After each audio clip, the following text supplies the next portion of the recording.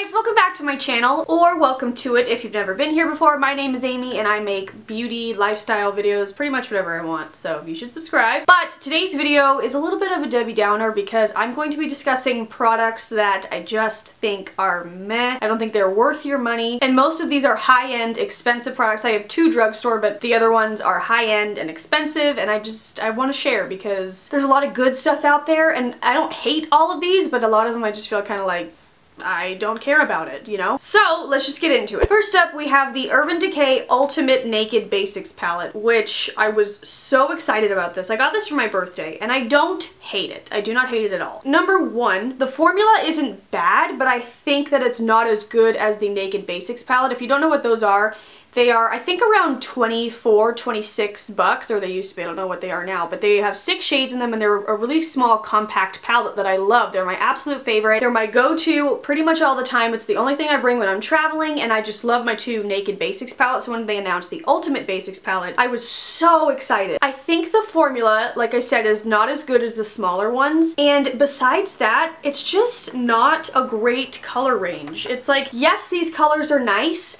but these pretty much 3 colors all blend out to look the same.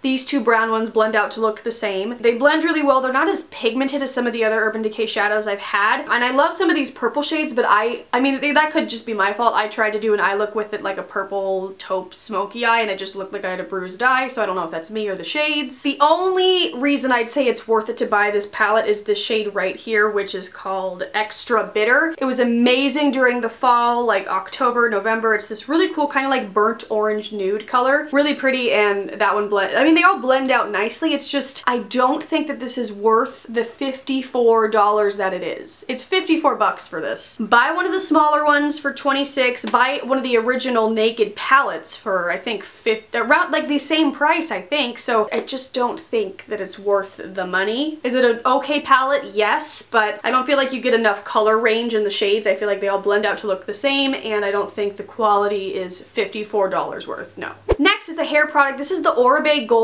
Lust Dry Shampoo. I've been loving getting Oribe samples in my Birchbox, and I do love the dry texturizing spray. So I was excited to see this, and it just didn't do anything for me. Like, yes, I'm asking it to do a lot when I don't wash my hair for 4 days, but my Elizabeth and James White Nirvana one can do a beautiful job, and this barely did anything. Yes, it smells good, but there's a lot of things that smell good, and this is $44 for a dry shampoo. The one I use is expensive, but it's $28. That is a good chunk of difference, and this just isn't good. This, of course, is just a travel size. But yeah, I just think that a lot of the drugstore ones I've tried are better than this one. Let me know if you feel different. I meant to say in the beginning, I'm sorry if you love these products and I'm offending you. This is just how I feel about them, and they didn't work for me. Yes, I could have gotten a dud, but I don't know. It just didn't do what it needed to do. Now, this one I'm confused about because I don't hate it. I definitely don't hate it. And I hear a lot of people talk about how much they love it. This is the Kiehl's Midnight Recovery Concentrate. It says a replenishing elixir of pure essential oils and distilled botanicals to visibly restore the appearance of skin by morning. Which,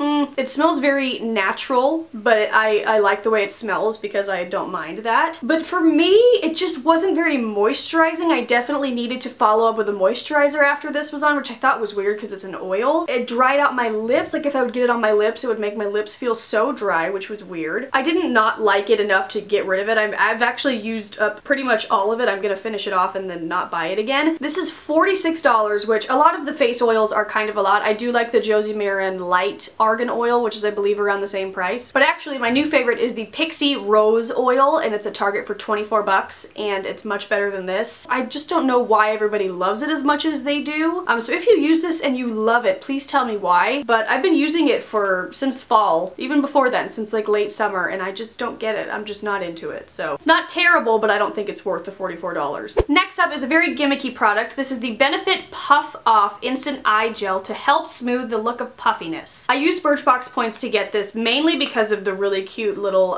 it looks like a little iron for when you put it on. The only thing I like about this is the cool sensation you get as you're putting it on. That's the only thing I enjoy about it. The actual formula itself, it feels okay in the moment, but it doesn't do anything for moisturization, which that's what I want right now in an eye cream. I do enjoy the coolness, but I don't think it like depuffs anything. And I was putting it on one day. It smells weird, and it like a little bit got in my eye, and it stung really bad. And so I was like, you know what, I'm gonna look this up on Beautypedia to see what they have to say about it. It had the lowest rating possible, and I think the main ingredient is alcohol, which is like a terrible thing to be putting next to your eye and a terrible thing for a moisturizing, depuffing product. So I don't know. I have been using this just because it's not that bad, but I feel like it's not doing anything for me. I bought it because it was gimmicky with the cute little iron thing, but I know that there's a lot of products that have that cool metal tip, so I'm gonna find another one. And yeah, I do not like this one. Will not repurchase ever again. Now I have some drugstore ones. The first one is another one I just feel meh about. This is the NYX Skinny Mascara, which I was so excited about this because I heard a lot of people, come to think of it, I heard a lot of people hauling it, but I've never heard any reviews, and I think that's probably because they felt the same as I did. I was looking for a bottom lash mascara. I'm really weird about my bottom lashes because they're really long, and I feel like if there's too much mascara on them, they just look spidery and weird, and I don't know. I'm weird about having makeup underneath my eyes anyway. I'm a very weird person. This, I don't know, maybe I got a bad one and it's just dried up, but I couldn't, like, the brush is so thin, which is nice, but it's like, it's just full of the product, so I feel like I couldn't get like a nice even effect. I don't know, if you have this and you love it and I just got a dud, let me know, because I've never not liked something from NYX before, but I used this and I was just kind of like, it's okay, I don't know. Looking at it now, it is completely dried up, but when I used it, it wasn't, and I was still having that problem of like, I can't separate my lashes because there's no like definition in this wand, so I don't know. And then last but not least, we have something I didn't use and I didn't like. This is the Yes to Coconut Ultra Hydrating Melting Cleanser. The idea of this was great. Unfortunately, this broke me out so bad, and after it happened, I was like, you know what? I used their Yes to Blueberries and Yes to Cucumber face wipes, and those broke me out too, which stinks because it's a more natural brand, and that happens with me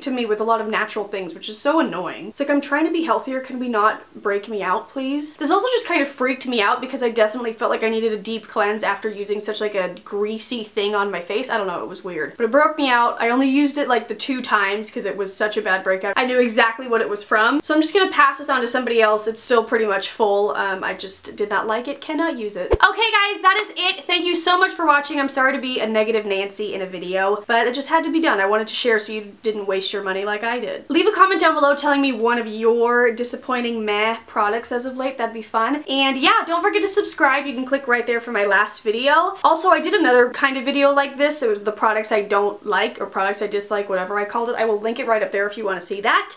And yeah, I love you guys. I'll talk to you later and I hope you have a great day. Bye.